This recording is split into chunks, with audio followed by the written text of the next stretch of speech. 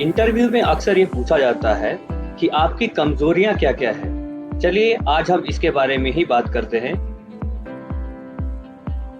अगर आपके पास इस तरह की पूछी जाने वाली कोई भी इंटरव्यू की सवाल हो, तो नीचे कमेंट बॉक्स में जरूर लिखें।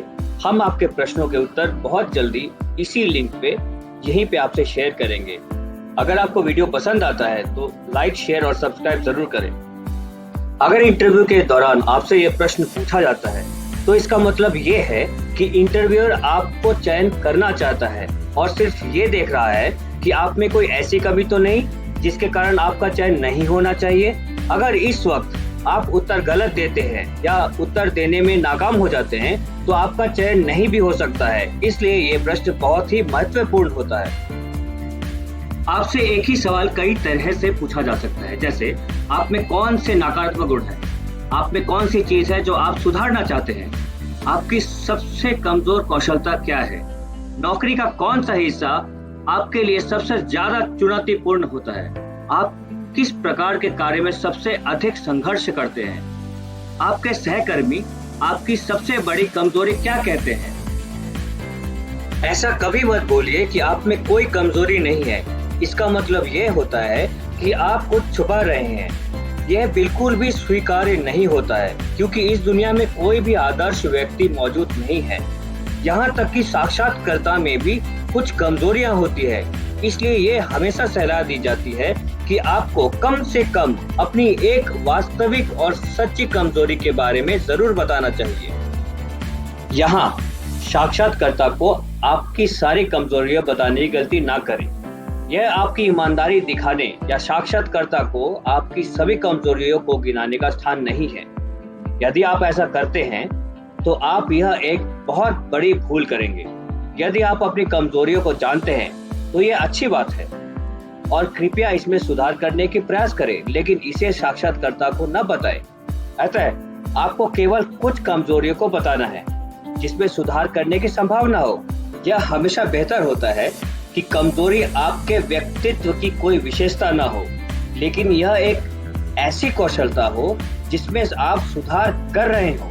ऐसी कोई भी कमजोरी जिससे ये साबित हो कि आप उपयुक्त काम के लिए अयोग्य हैं, ऐसी कोई भी कमजोरी न कहें। जैसे आलसी होना या क्रोधित होना, जो आपको नौकरी के लिए अनुपयुक्त बताता है। गणित पसंद न करना, जैसे अगर आप अकाउंटेंट की नौकरी के लिए उपस्थित हुए हैं और आप कहते हैं कि आपको गणित पसंद नहीं है, या फिर आप इंजीनियर की नौकरी के लिए उपयुक्त हुए हैं और आप बोलते हैं आपको विज्ञान पसंद नहीं है, इसका मतलब ये है कि आप इस नौकरी के लिए अयोग्य हैं। जैसे आदेश पसंद नहीं करना, अगर आप आदेशों का पालन नहीं कर सकते हैं तो आप अपने सीनियर्स के अधीन कैसे काम करेंगे। इस प्रकार यह आपको नौकरी के लिए अयोग्य बनाता है। अपनी ताकत को अपनी कमजोरी के रूप में पेश करने की बिल्कुल भी प्रयास न करें। जैसे बेहद मेहनती, परफेक्शनिस्ट या पूर्णतावादी, वर्काहोलिक या ऐसा व्यक्ति जिसे सदा काम करने की आदत हो।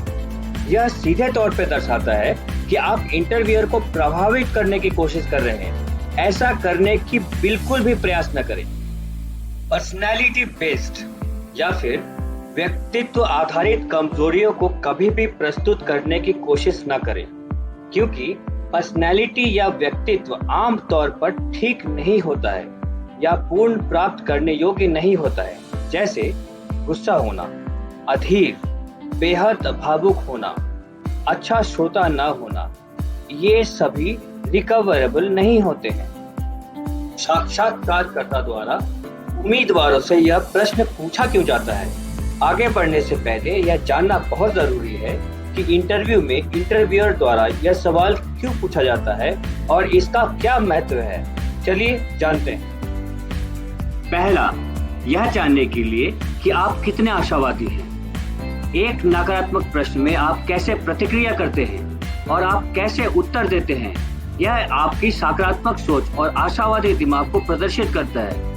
यह कई उम्मीदवारों में से एक उम्मीदवार को चयन करने का एक महत्वपूर्ण कारण हो सकता है। दूसरा, यह जानने के लिए कि आप अपनी कमजोरी के बारे में कितना जागरूक हैं। यह बहुत महत्वपूर्ण है कि आप अपने बारे में जानते हैं अन्यथा साक्षात्कारकर्ता को आपके बारे में और आपकी कौशलता के बारे में कैसे पता चलेगा? आमतौर पर यह माना जाता है कि आत्म जागरूकता एक शिक्षित और कुशल व्यक्ति होने का बहुत बड़ा संकेत होता है। तीसरा, यह जानने के लिए कि क्या कमजोरी ठीक हो सकती है। क्या कमजोरी का नौकरी के लिए आपकी उपयुक्तता पर कोई प्रभाव है? साक्षात्कार में यह आकलन किया जाता है कि आप नौकरी के लिए उपयुक्त हैं या नहीं, और इसके लिए आप में कोई भी गैर ठीक करने योग्य कमजोरी नहीं होनी चाहिए जिसके कारण जॉब प्रोफाइल को नुकसान हो। चौथा, यह जानने के लिए कि क्या आप अपनी कमजोरी को दूर करने या ठीक करने की कोशिश कर रहे हैं। यह बहुत महत्वपूर्ण है कि व्यक्ति अपनी कमजोरी को दूर करने का प्रयास करे। अगर कोई इसे ठीक करने की कोशिश नहीं करता है तो इसका मतलब यह भी है कि आपके पास अपनी कमजोरी को दूर करने के लिए मजबूत आशावादी दिमाग, साहस और दृढ़ संकल्प नहीं है। पांचवा, साक्षात्कारकर्ता के प्रति आपकी सच्चाई जानने के लिए। एक सच्चे व्यक्ति में हमेशा सच बोलने का साहस होता है, साथ ही अपनी गलतियों और कमजोरियों को स्वीकार करने का भी साहस होता है। जब आप सच बोलते हैं तो यह माना जाता है कि आप एक सच्चे सज्जन या महिला हैं और आपके चयन की संभावना बढ़ जाती है। चलिए अब मैं आपको इस सवाल का जवाब बताता हूँ। आगे बढ़ने से पहले कमजोर या निर्बलता शब्द का अर्थ समझिए। कमजोर एक ऐसा मुद्दा है या चिंता है जिसमें आप सुधार कर रहे हैं या इसमें सुधार करना जारी रखे हैं। लोग आपके बारे में क्या सोचते हैं इससे कोई सरोकार नहीं है, लेकिन यह है कि आप अपने आप में क्या सुधार कर सकते हैं। अपनी कम से कम एक कमजोरी का उल्लेख जरूर करें और आप इससे कैसे उबरते हैं या इसे ठीक करने का प्रयास कर रहे हैं, इसे प्रदर्शित करने की कोशिश करें। इसका निश्चित रूप से साक्षात्कारकर्ता पे अच्छा प्रभाव पड़ेगा। अब मैं आपको बताऊंगा कि अपनी कमजोरी के बारे में साक्षात्कारकर्ता को प्रश्न का सही उत्तर कैसे दें। सबसे पहले अपनी सभी कमजोरियों को तैयार करें और सूचीबद्ध करें जो आपको ज्ञात है। अपनी कमजोरियों के बारे में जानने के लिए आप अपने परिवार, दोस्तों, रिश्तेदारों और शिक्षकों की मदद ले सकते हैं। सूची से या लिस्ट से अप्रासंगिक, नाजुक या संकटपूर्ण कमजोरियों को हटा दें। व्यक्तित्व से जुड़ी किसी भी कमजोरी को हटा दें, क्योंकि व्यक्तित्व आधारित कमजोरियों को ठीक नहीं किया जा सकता है। ऐसी कमजोरी चुनें जो मामूली हो, ठीक करने योग्य हो और जिसके बारे में बात की जा सके। आपके द्वारा चुनी गई कमजोरी उस नौकरी के लिए आपकी उपयुक्तता को प्रभावित नहीं करनी चाहिए। अब अपनी कमजोरी को दूर करने के लिए आपने जो भी कदम उठाए हैं उन्हें तैयार करें। दिखाएं कि आप कमजोरी में सुधार करना चाहते हैं और आप लगातार प्रयासों से कमजोरी को सुधारने की कोशिश कर रहे हैं और कमजोरी की जल्दी ही ठीक होने की संभावना है। अब आप अपनी कमजोरी पेश करने के लिए तैयार हैं, जिसे 4 चरणों में प्रस्तुत करना चाहिए। पहला, अपनी कमजोरी के बारे में आपकी जागरूकता।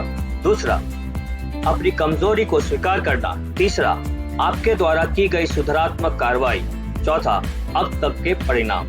चलिए अब मैं आपको उत्तरों के विभिन्न उदाहरण बताता हूँ जिसे आप साक्षात्कारकर्ता को बता सकते हैं।